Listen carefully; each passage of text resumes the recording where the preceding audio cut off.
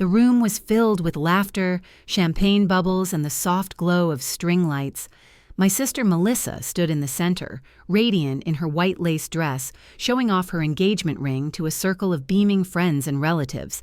Everything looked perfect from the outside, exactly the kind of picture-perfect evening you'd expect from a Hallmark movie. I stood near the bar sipping ginger ale, trying to blend into the wallpaper I hadn't wanted to come. I almost didn't, but Melissa had asked me with that warm smile that always made me feel like maybe I belonged. So I came. And that's when it happened. My father approached slow and stiff like always. He didn't look at me. He just leaned in as if to reach for a napkin or maybe adjust his jacket. Then without looking up, he whispered, "Too bad you'll die alone." Just like that, no emotion, no pause, just a blade between my ribs. I froze. The party kept going. Melissa laughed across the room.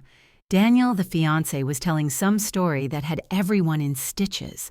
But all I could hear was the echo of those 6 words bouncing around inside my skull. My mouth went dry. My face flushed with heat. I felt 15 again. Small and invisible and shameful. He walked away like he hadn't said a thing, like he hadn't just shattered something in me that had barely held together all these years. And then just as I tried to swallow the lump in my throat, Daniel stood up, glass-in-hand face unusually serious. Everyone turned to him, expecting a toast. But instead of looking at Melissa, he looked straight at my father, and everything changed. You'd think words like, "You'll be alone forever," wouldn't hurt so much, coming from a man who never really cared. But they do, especially when that man is your father. I wasn't always this bitter. I used to want his approval more than anything. When I was little, I remember sitting on the front porch steps waiting for his truck to pull into the driveway. He'd come home from work in his oil-stained overalls smelling like metal and gasoline. Melissa would run to him, arms open. I did too at first. But the older we got, the more obvious it became. Melissa was his pride, and me, I was just the other one. She was everything he admired. Blonde curls, bright smile, straight A, report cards, cheerleading trophies. She danced, wore dresses, baked cookies with Mom on Sundays. Dad used to say she was going to marry a doctor and give him a house full of grandkids. And me, I was quiet.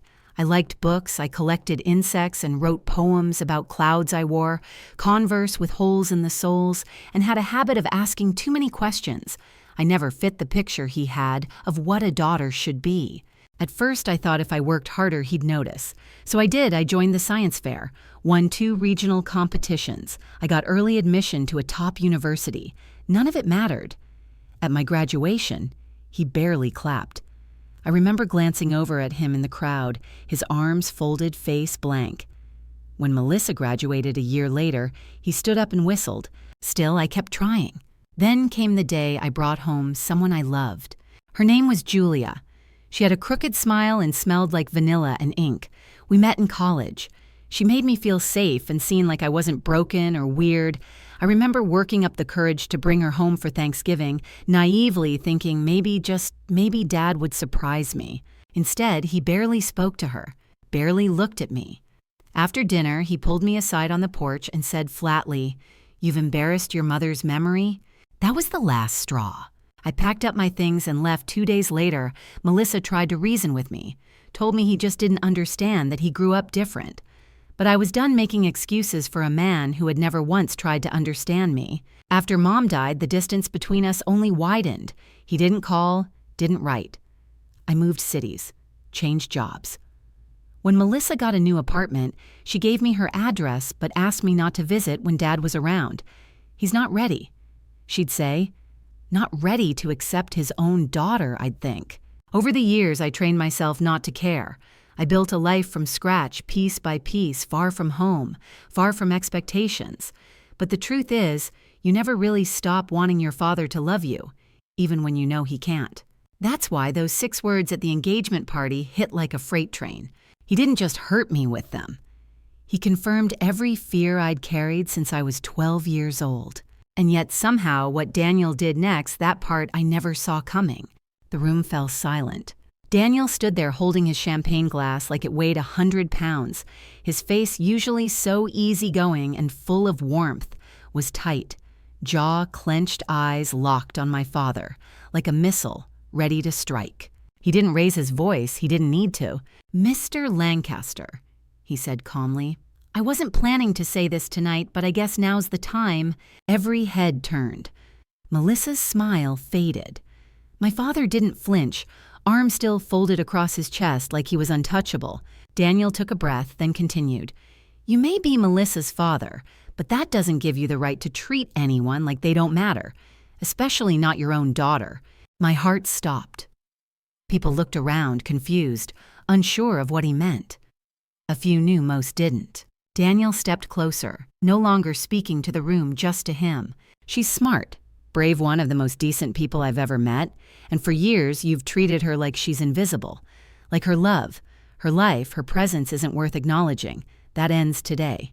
I stood there, frozen. My ears burned. My hands shook. I wasn't used to being defended, especially not like this. Melissa tried to step in, her voice trembling.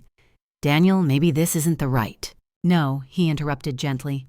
"This is exactly the right time." He turned back to the guests. "For those of you who don't know Emily," he nodded toward me, "is Melissa's sister. She's here tonight because Melissa asked her to be. Not because she felt welcome." You could feel the air shift. Eyes widened. Whispers started. She spent her whole life being ignored by a man who should have protected her, and yet she still showed up, still smiled, still tried. My father's face tightened, but he said nothing. Daniel wasn't done. "You whispered something cruel to her, hoping no one would hear. But I heard, and now everyone else has too." Silence. Then Daniel raised his glass. "To Emily, who showed more grace tonight than any of us deserved, and to the families we choose when the ones we're born into let us down." He drank. A few others followed, slowly, awkwardly.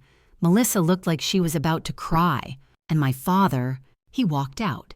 No apology, no acknowledgement. Just turned his back and left the party, like he hadn't just been exposed in front of everyone.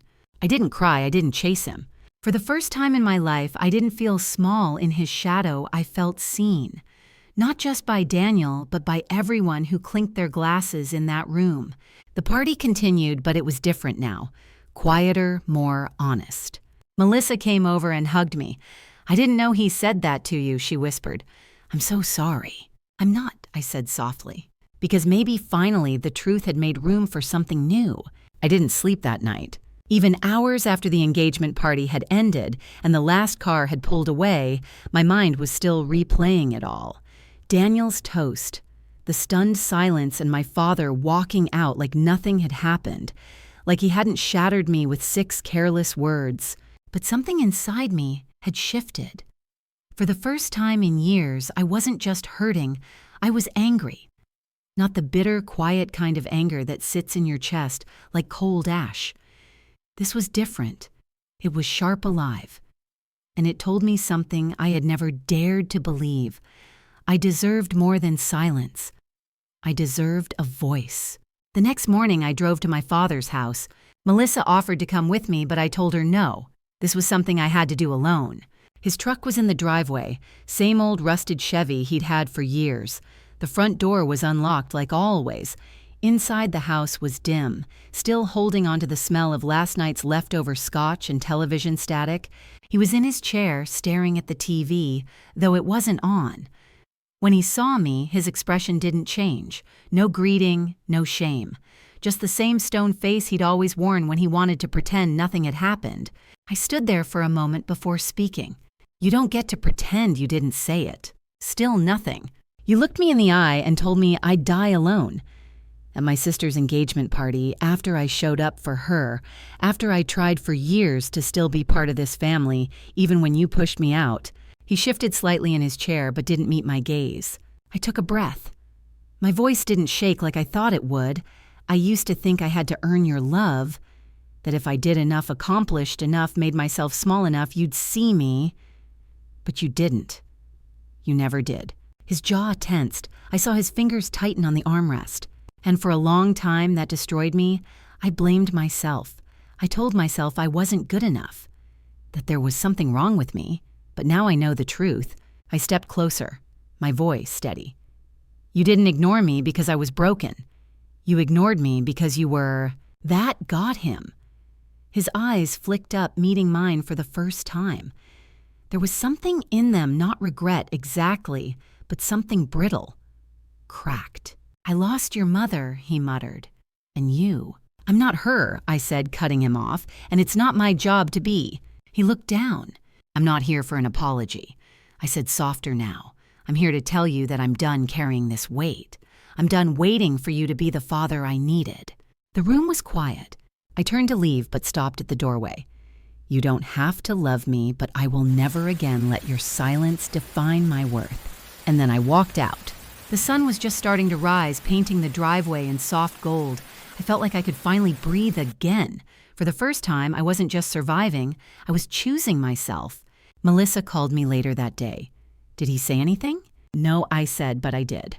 And that was enough. Weeks passed. Life went on.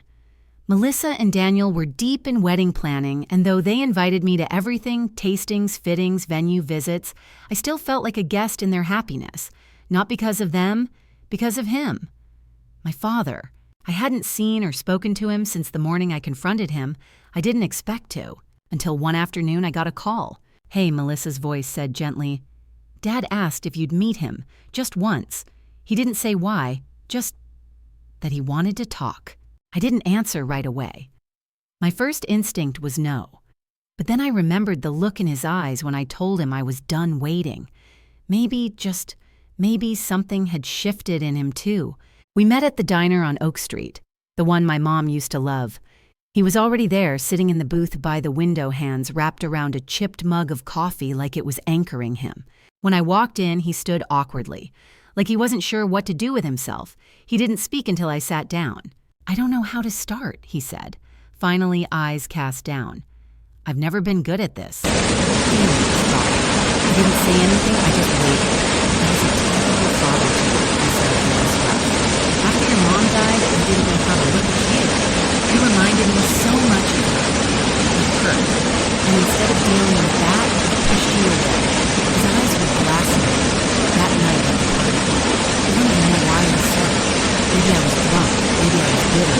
Maybe I was just ashamed of how badly I failed. He looked up at me. Then, for real this time. "But you didn't deserve that. You never did. And I'm sorry, Emily." It hit me harder than I expected. Not because it fixed everything, but because he said it. The words I thought I'd never hear. The words I stopped needing but still wished for. "I can't make up for the years I missed," he continued. "But if you'll let me, I'd like to try now. Start small, coffee dinner. A phone call every now and then." I studied his face. The lines that grief and silence had carved deep. He looked older. Smaller, human. I nodded. It wasn't forgiveness, not yet, but it was a beginning. Melissa and Daniel's wedding came 2 months later. It was beautiful, intimate, full of laughter and dancing, and this time I didn't feel like a guest. I felt like family. At the reception, my father walked over, nervously clutching something in his hand. A photo. It was me, maybe 7 or 8, sitting on his shoulders at the beach. My mom had taken it. I'd never seen it before. "I found this the other day," he said. "Thought you might want it." I looked at it for a long time before whispering, "Yeah, I do." That night, as we watched Melissa and Daniel have their first dance, I stood beside my father. No words, just presence. And somehow that felt enough. Because healing doesn't always come with grand gestures. Sometimes it starts with a phone call, a photo, a seat at the table you thought was never meant for you. And for the first time in a long, long while, I didn't feel alone.